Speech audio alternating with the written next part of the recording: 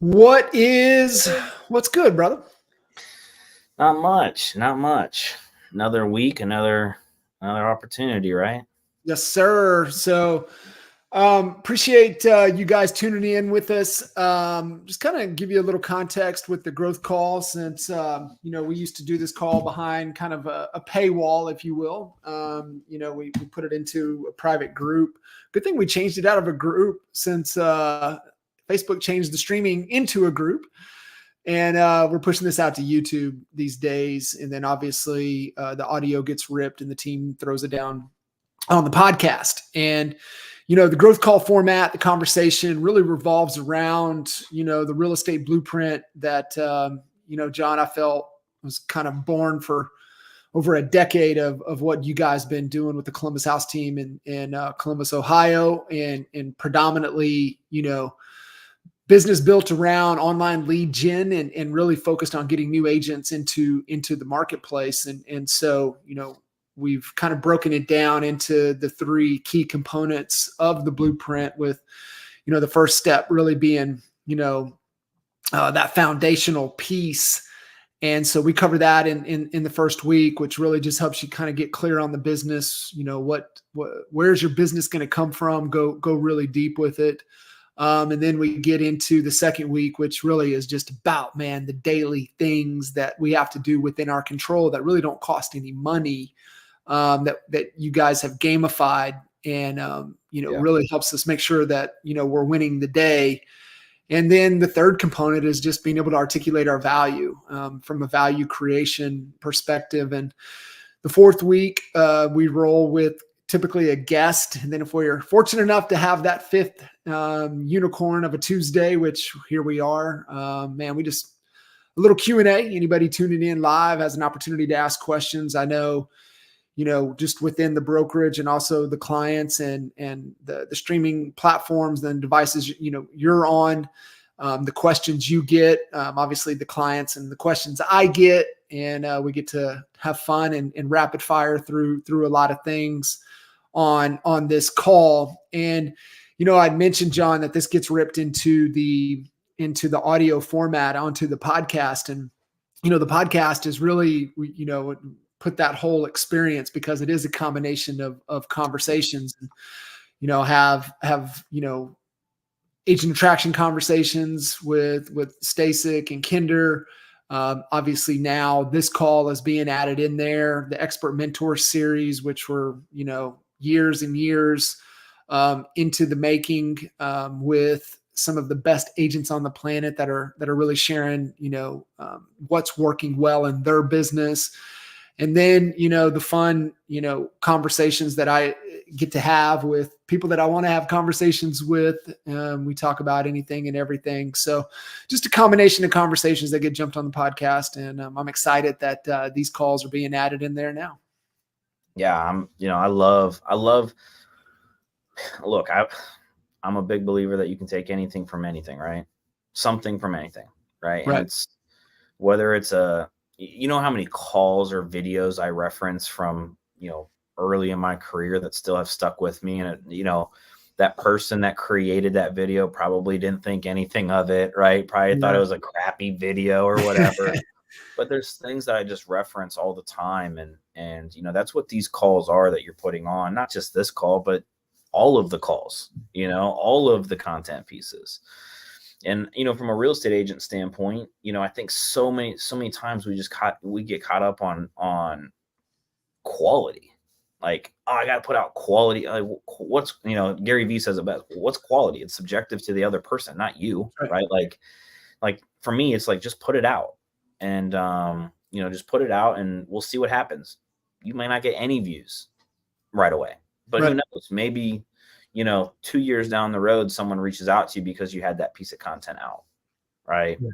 And so I hope that people that are listening to this, watching this, on the YouTube, are diving into, all the content that you're putting out, because you have people from across the country doing business at different levels and at higher levels, right? And different levels to higher levels, in different parts of the country and sometimes different parts of the world. And so there's an opportunity for you to find one thing that you could take away, whether it's a thought, right? Whether it's a new process to implement, whether it's a system, whether it's a tool, or even like, you and I were just talking about before, like, I know this is like bouncing questions off of one another, but, the question I was going to ask is, how do you, as a real estate agent, right? It's like, yeah, we want to do business with our sphere, right? But it comes down to this: how do I build a community? Yeah. And I get this a lot when I'm talking to people about coaching. And I think a lot of times people are like, oh, I'm going to hire a coach and they're going to scale my business 3x. Yeah, that is possible, right? But that's not the goal of every coach to client relationship. Yes, it's to help you improve, right? But sometimes, like for me, right? Obviously, hiring you as my coach in the beginning was, one, I already had experience with how you guys taught, right? But Yeah. two, it was access, it was community, right? It was collaboration, it was leveling up my circle. I had my circle that I was around here, but this took me to a countrywide circle, right? It wasn't now just a Columbus circle; it was agents across the country. Yeah. And for me, also, access to other things and other opportunities, being in the room, paying to just be in the room.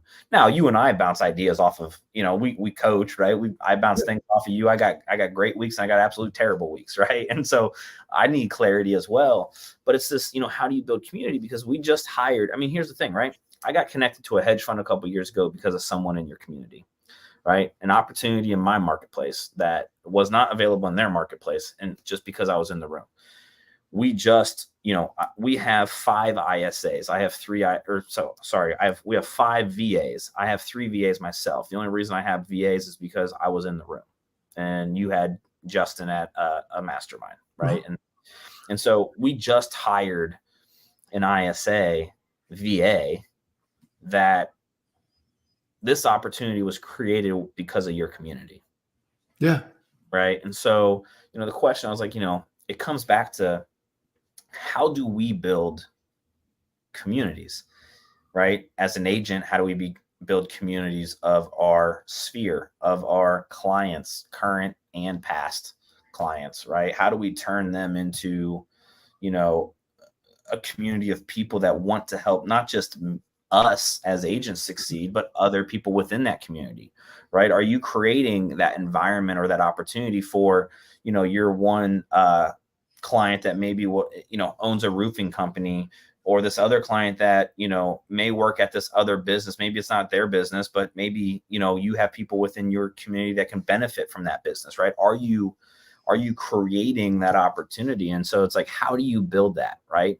It's like what we try to solve for, right? How do we get a community of real estate agents, right, to buy in, to be active, to collaborate, to help each other win? And I think that's a question and a conversation that maybe we need to have a little bit more of a deep dive on. Sure.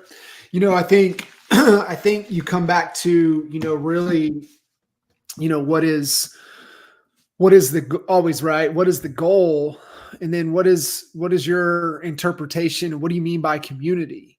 And so I think, as an agent, you look at, okay, well, obviously everything that you're doing should help make your business easier.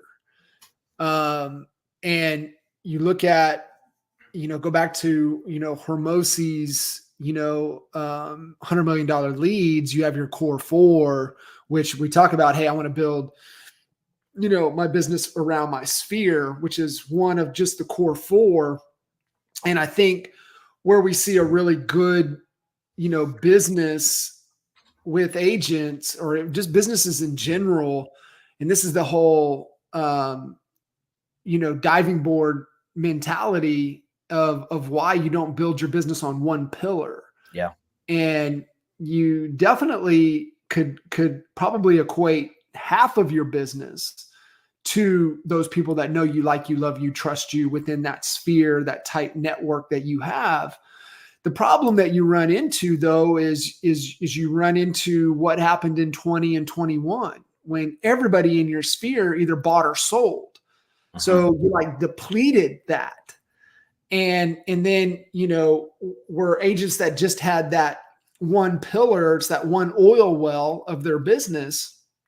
Then what happened after that dried up? They didn't have the other things going for them. And so then you get to social, which the agents that are in production that are having that are like crazy busy right now versus those that are not, is that their organic social that they've been consistent and committed to for years is working well for them. Remember, this is just one of the 4, right? And these are like oil wells. Well, this one's pumping really well because they put a lot of time and energy and effort into it. And then you have the cold outreach, right? Just cold traffic, cold outreach, just kind of what you were doing with the hedge funds. And then you've got, which me expires, canceled, withdrawn, circle prospecting, calling data, motivated seller data, like right, cold outreach. And then you have like the one main pillar that y'all built your business on, which was paid ads and paid leads. And that's the core 4. And then you've got your lead getters, which are your past clients, people that are sending you people, your affiliates, they damn sure better be sending you people. And, obviously team members finding people. And then obviously if you can't do any of this, then you hire a marketing agency to do the other, right? That's the 4 lead getters with the core 4.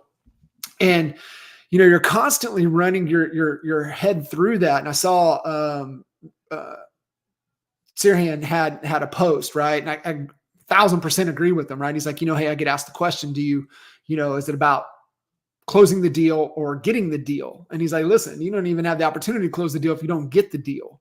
And, talking about the leads. And this is what you and I talk about. You got to be a marketer first.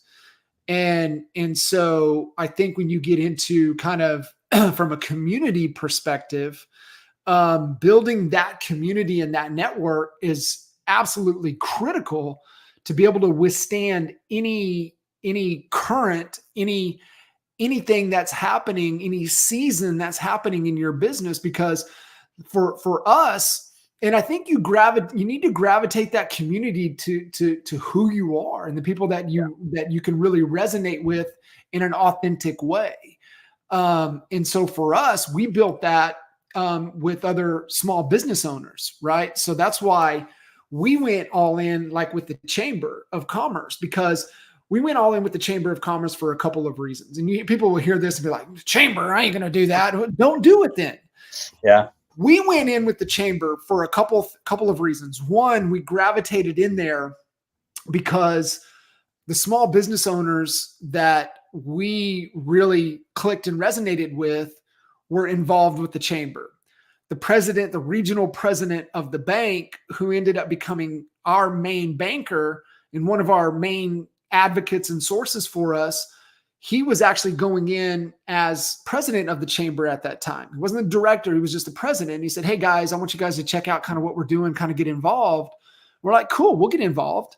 Yeah. The other main reason that we got kind of involved in too is because one of the key relationships that all of you guys got to have, especially if you're in smaller, tight-knit communities, one, you need to understand how your city works, who runs the city. And so who's the influencers? Who's the ones that are making the decisions for really what happens? And so the Economic Development Committee was inside of the Chamber. Their office was inside of the Chamber. And guess who we got to stick our head into once or twice a week when we went down to the Chamber for a Chamber committee meeting? Economic Development Committee. Yep. Guess who's best friends with the Economic Development Committee? Us. Guess who knew what was coming months and months and months before anything was happening in the market? Us. Competitive advantage because of that relationship, because of that community. But being in there and pouring back in, yeah, some of it was like poking eyes, with a pencil. But there's certain committees that you don't get to be a part of. There's certain committees that are advantageous, advantageous to your business, but also like alignment to who you are and what you're trying to accomplish and where you can, really be a part of it. And so, it was one of the best moves we made. And what we started doing is we started building that list of influencers in our marketplace. And we knew in our market that the mayor was just a figurehead, but the city manager ran the city, right? That was the boss. That was the CEO of the city, was the city manager. And so we tried to get proximity to the city manager, and you could do that through influencers, through the councilmen and women. You can then do it through the city attorney. You could do it through the city judge. And we happen to just be really, really good friends with the city judge. So we had like tremendous insight and angles to what was really going on in the city, where the money was moving, who the influencers and decision. But this is an example of why in what can happen for you in your community. And it opened us up to remodel projects, as it opened up us to developments, new construction projects. But where we were adding value to these people was where we were providing them with weekly market statistics and market updates of what was going on in the marketplace. Yeah. And we provided that information on a weekly basis. And being a military town, we really didn't have our foot in. There was another agent that was a little bit more seasoned that had that secured housing out at Fort Sill, had really secured that relationship. So it was like, this is also, geo, like a geo community that we're going to become that neighborhood mayor, the Gaydosh, takeover. And so sometimes you just don't play that game. You have a relationship, but it's not the relationship that you can really influence. Right. So we let that kind of go, but we were in tune to what was going on. But we started providing the market data.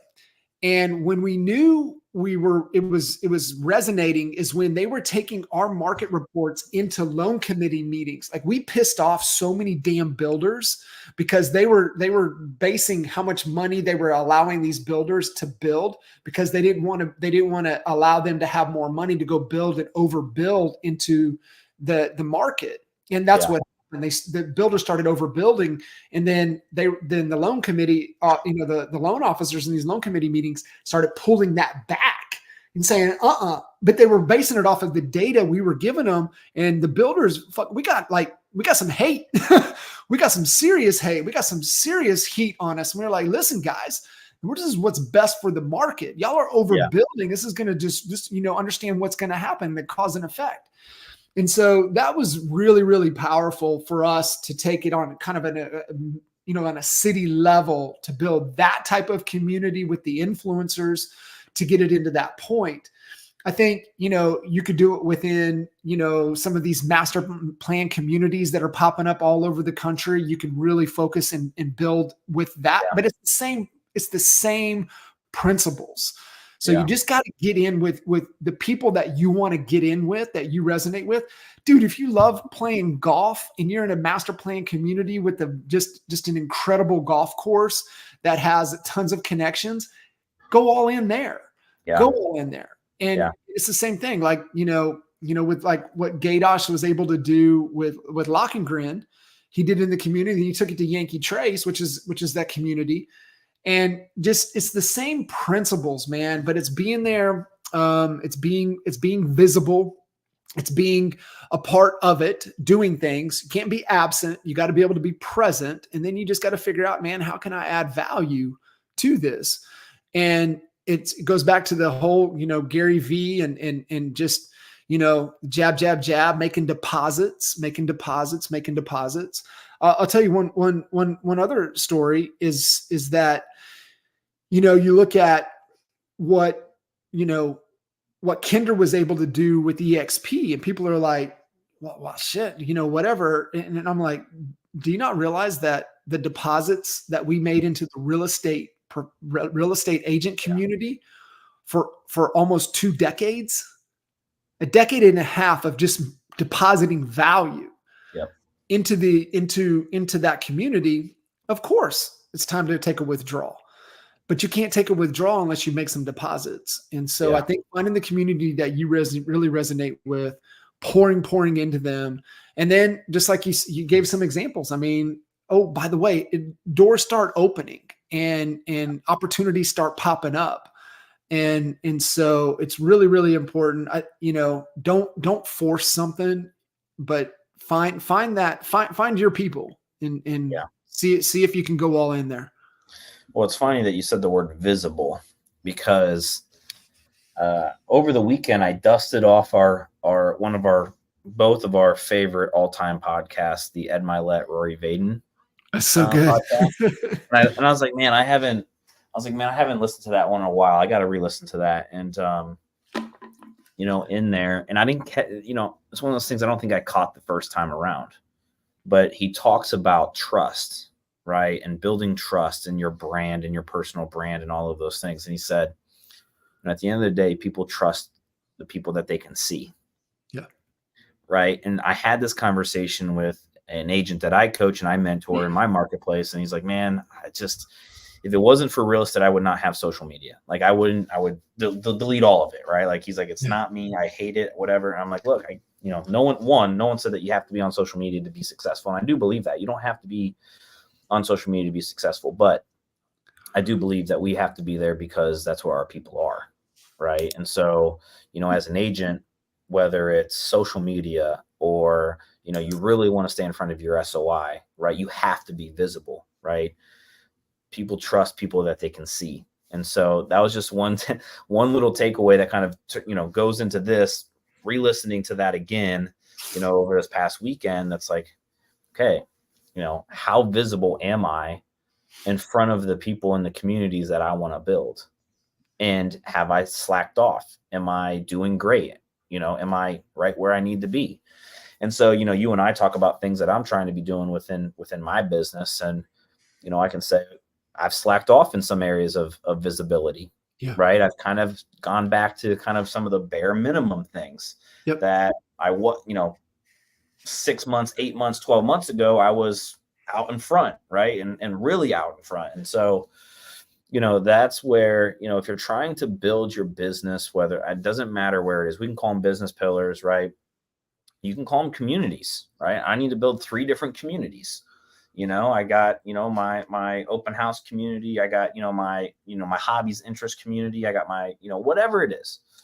But I think then the question is how do we become more visible? And it's what we talk about on here, right? It's bringing the value, right? Finding alignment, finding connection points. And then to what you just said, right? Doors just start to open, but it's all because you put yourself there to begin with. Yeah. Yeah, you do. You have to, put it out there. I mean, that's courage, right? Putting it out there, putting yourself on the line, you're going to be wrong. We're just trying to be less wrong. And, we all make mistakes, but that's how we learn, right? We learn, we make those adjustments, shit, that didn't work. Sometimes it hurts. Sometimes it's just, skated by there, but that could have been pretty bad. Yeah. But you don't know unless you try, and you've got to put in the effort, for that to happen, because it's number of impressions. And so, when the first internet type of hand-to-hand combat business side of things, number of impressions was a lot less. Let's go back, let's step back even one step further, is that, as humans, we have to be reminded more than we need to be told. And scientifically, it takes hearing the same message, 7 to 9 times before you start to believe something is there. And so that's why it's so important, for those of you, team leading any type of organization, leading your kids, leading your family, leading the sports team, leading a business unit. Like, you have to be okay with repeating yourself and know that, it takes that. And if you're a leader that shifts courses and changes directions, daily, then your people, they're just going to be like, whatever. And they're just going to go back and keep doing what they were doing. They're not going to buy in because they haven't heard the same message enough times.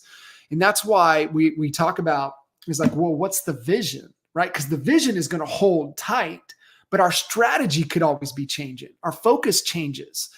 My process is we always plan for the future. We strategize on the quarter. We focus on the month, we commit to the week, and then we execute daily. Yeah. Well, that commitment could change weekly. Our execution's we're going to execute. Our commitment can change weekly. Our focus can change monthly. Our strategy can change typically every quarter. But what holds true is the vision. So, I think one of the key things is if, we're still just trying to figure shit out, we need to be comfortable with, hey, the vision is still the vision. We're in pursuit of the vision. We want to create X number. We believe what we believe. This is our purpose. This is our passion.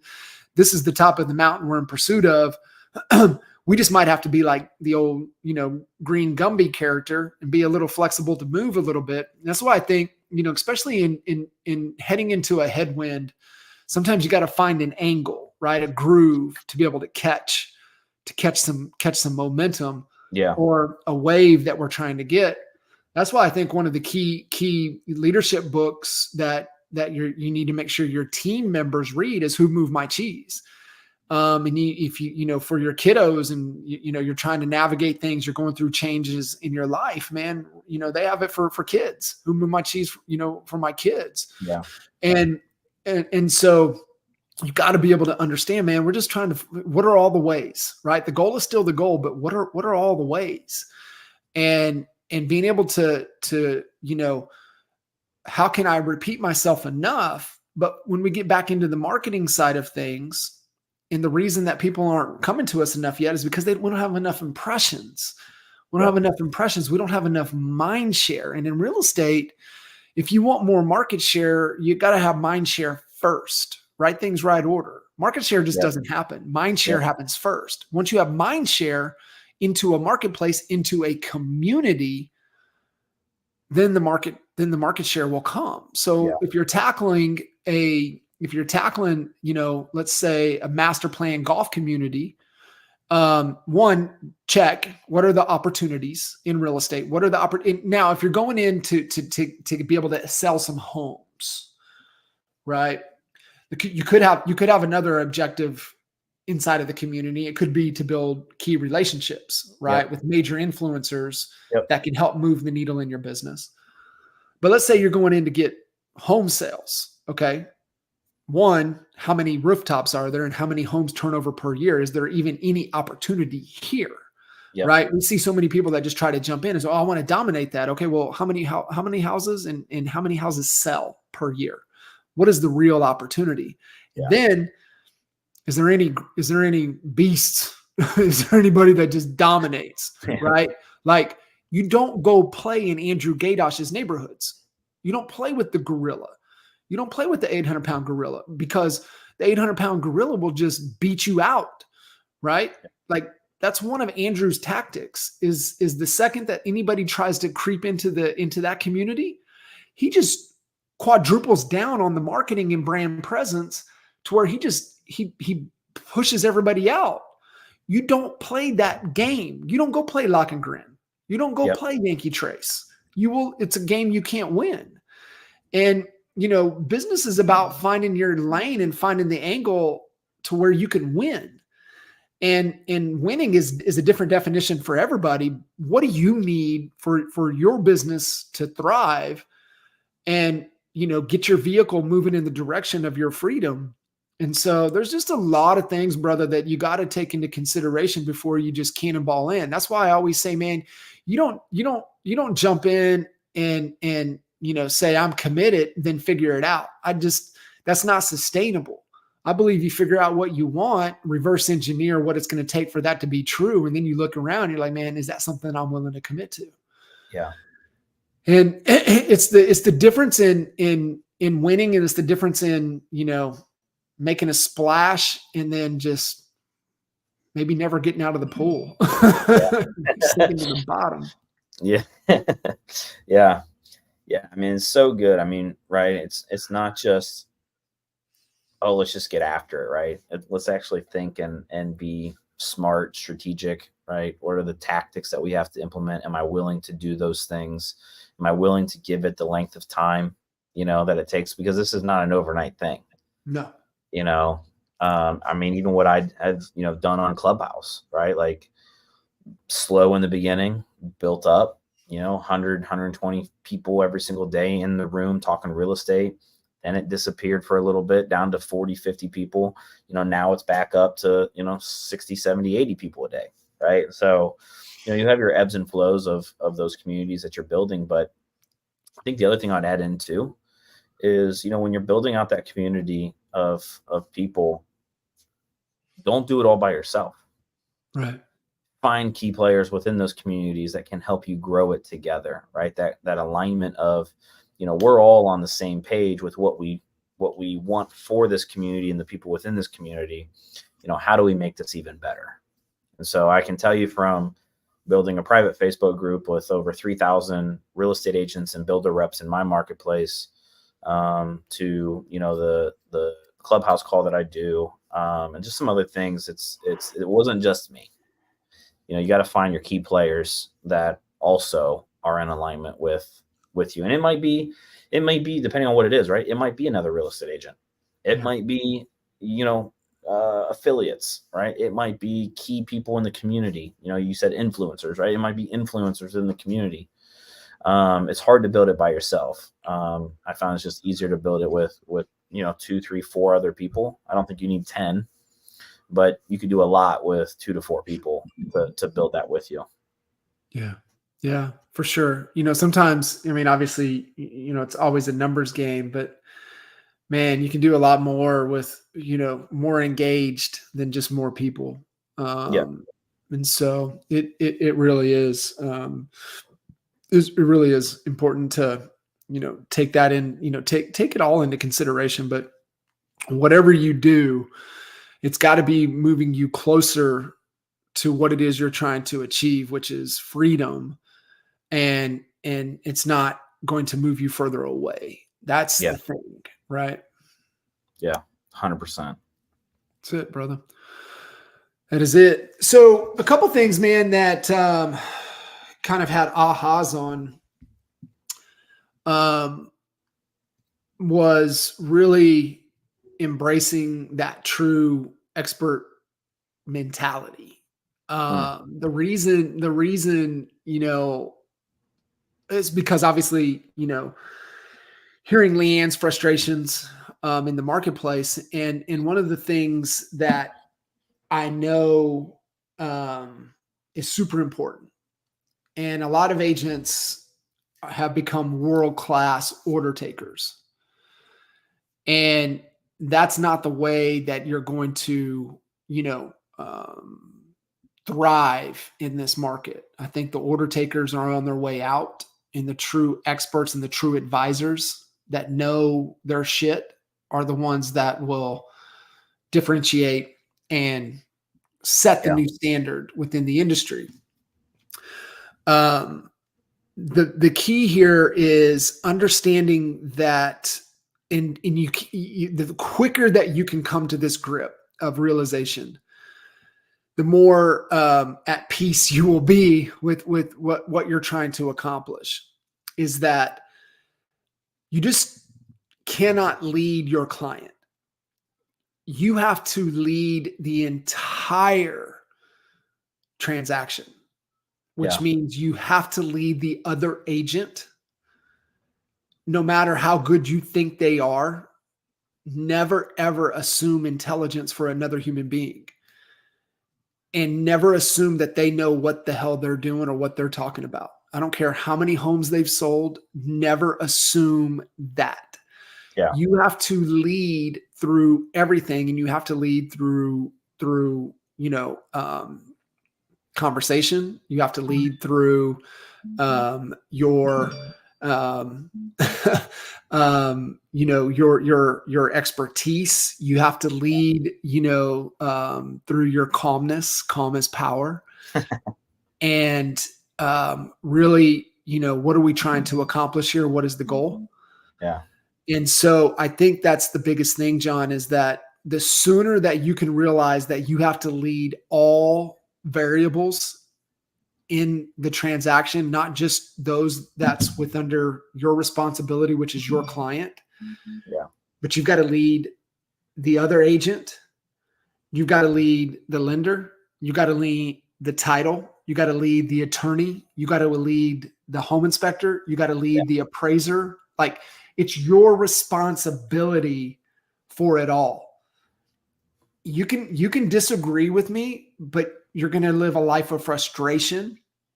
And the sooner that you can just understand is that I have to lead all of this, then that's going to make life that much easier. Although you're like, well, that's a lot more work. Well, what does it take to lead these people? How do you lead this transaction? How are you preemptive? How are you proactive? And where you demonstrate your expertise and your knowledge through this in a way that doesn't make them feel dumb, although they may be ignorant, dumb, stupid, jackass, whatever they are. But you have to lead the individual and the human through this, because what's happening, and as agents continue to do fewer and fewer deals, it's the whole smoke and fire, right? If you're getting a bunch of shit from people, all it is smoke. And you got to get out of the smoke and you got to get down to the fire. And the fire is the human need that's not being met. And, for most, and especially for a lot of agents that don't do very many deals and are not doing many deals, but now we're doing fewer deals, they're not feeling safe financially. Yep. And so that causes a human need to not be met, which causes a fire that puts out a lot of smoke. So you got to understand we're dealing with humans here and what causes the human behavior. And remember, it's never, ever, ever surface value. That's all just smoke. You got to get out of the smoke, get down to what is really going on. You've got sellers that sometimes there's an emotional attachment to the home that they're just really struggling with and they don't know how to deal with it. It could be buyers, things that they're going through in their life that's just carrying over into everything else, into the transaction. Yeah. That's what I mean by being a true expert. Not only do you got to know the market conditions, this, that, and the other when it comes to the homes and the community and the transactions and the process, but you also have to deal with the human being. Yep. You know that they're dealing with a bunch of shit, just like everybody else. And so that's where I think the emotional intelligence side of things and the empathy has to be there to understand, okay, I know you're dealing with some shit. All right. I'm going to get out of your smoke. We're going to get down to the fire and I'm going to do everything I can to attend to that. Right. I'm going to recognize it. We're going to explore it. We're going to attend to it. And then we're going to lift it up. And it could be a trust factor, just like you said a while ago. They just don't trust you enough yet. They're putting off smoke. There's a fire there. They just don't trust you yet. Dealing with the other agent, maybe they don't feel appreciated in the deal, right? They don't feel valued in their life and they're taking it out on you. They're not encouraged. They're not excited about what's going on. They're not dedicated to this. So, never take it at surface value. That's typically just a bunch of smoke. Get out of there, get to the fire. Not only do you have to be an expert in the transaction, but you've got to lead everybody involved and you got to understand that they're dealing with shit and don't take anything personal. It's just smoke and you got to get down into the fire. Well, I wanted to go back and, you mentioned lead, right? All components of a deal. Yeah. And there's a difference between leading and doing. Correct. It doesn't mean you cross the line and now you're telling, title company to do it this way, or you tell lender to do it that way. I'm a big believer that, there are, they're experts in their field, right? And that's why you partner with them. And obviously if you're a buyer, you're not always in control with maybe title, or, you might not, if you're on the listing side, you're not going to be in control of who the lender is, right? But you can have, you said it, you can have systems and processes and things in place to be very proactive, right? To where, you're not reacting to all of these, moving parts, right? Because there are a lot of moving parts. Like yesterday, I just put a deal on contract over the weekend and, they got bombarded. My buyers got bombarded with sign this, turn this in, turn earnest money and schedule inspections, all of those things. But I have a next step email that they always get that literally shows them everything, right? We'll have an admin that will introduce themselves to all parties involved in the transaction, right? And so it's been over 24 hours and I've yet to me personally speak with the lender or the title company or anything like that, because I know I have the systems and the processes in place that they don't need me to necessarily call them as soon as I put something into contract. Right. So there's a difference between leading and doing and or babysitting. And a lot of agents like to just babysit and do because of their ego. And so that's a fine distinction, right? When we're talking about being the expert advisor. And it's just knowing your stuff, right? Yeah. It's just knowing your stuff. That's it, man. And that's a great point right there. And maybe a great way to wrap it is, like you said, I love the distinction between leading and doing. And, great leaders ask a lot of questions. And that's what I was meaning by being preemptive, being proactive. Hey, hey, here's where we're at. What's the next step in the process? Hey, who do we have assigned to this? Hey, are everything good with them? What's their time delays? Right. As you get busier too, right. You especially you start to know certain appraisers or maybe you're in a large enough market, you don't. But the lender may know or have some insight, know how they behave, know what they look for, getting out ahead of that a little bit, getting out ahead of timelines. This was really big for us being in Oklahoma with it, one of the last states, to still do abstracting, and it was a monopoly. And so, we constantly had to stay in tune to their time turnarounds. So we couldn't say, hey, we're going to get a deal closed in X number of days, especially if there was financing a part of it because of turnaround times with abstracting. So it's just little nuanced things like that really set you apart from everybody else to really just get out ahead of the process. And you remember, man, you got to know it, but you also, your human skills have got to be on point as well. And you can't let your shit carry over into the deal either. Yeah. And so that's, leadership, rule number one, lead by example. And so that's part of that, right? Leading and doing, leading by example, leading with questions, being very empathetic to the situation, being very, thoughtful, looking out into the future, and just navigating knowing what's going to come. And I think that's the evolution that so many, leaders and agents need to really be focused on, is those things to really set themselves apart from the rest of the herd. I love the conversation today. Me too, brother. Always good. I can cannonball in here and hang out this side of the pool for a while. Yeah, for sure. I mean, if you guys are listening, tap into the community, right? I mean, John and I are trying to build a community, right? Yeah. Obviously engagement within that community. We'd love to hear thoughts, comments, things that you want to talk about here, all of those things. Book a call, 7figurecall.com. We're here to help. We're 4 months in to 2024. I know some agents that are having dog crap years. And I know teams and agents that are absolutely crushing it.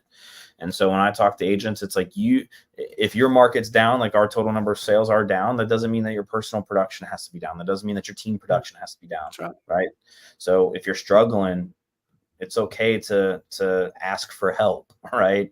It's okay to look at your business differently. We're all going to probably be looking at our business come July a little bit differently. Right. Yeah. And figuring out how we're navigating and what we're doing or not doing. Right. And so these are the conversations that we can help you with now. Why wait? Right. I just had a call with one of my coaching clients. Bro, you got to get back. You pre-listing questionnaire. And he's like, what are you talking about? I'm like, well, I'm going to send it to you. And so, this is the first time that he's ever having to compete on a listing. Right. He's been licensed 2-ish years. He does 30, 40 transactions a year. This is the first time he's ever had to compete on a listing. I said, well, get used to it, because we're going to have more on the buy side too. And so, we walked through, hey, your listing appointment's in 2 days. Call that, text that client today, book a call for tonight to go over this pre-listing questionnaire, because if you're competing against someone else, we got to be a little bit different, right? We got to do things a little bit differently.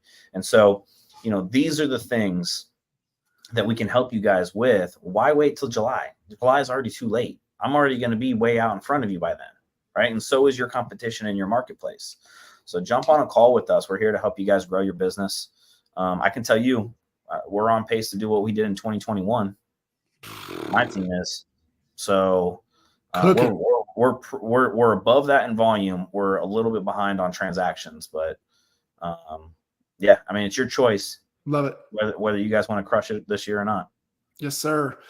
Everything Mr. Harp just said, get on the call, 7figurecall.com, and appreciate you, brother. As All right, always. I'll talk to you soon. Cool. See you guys. Bye.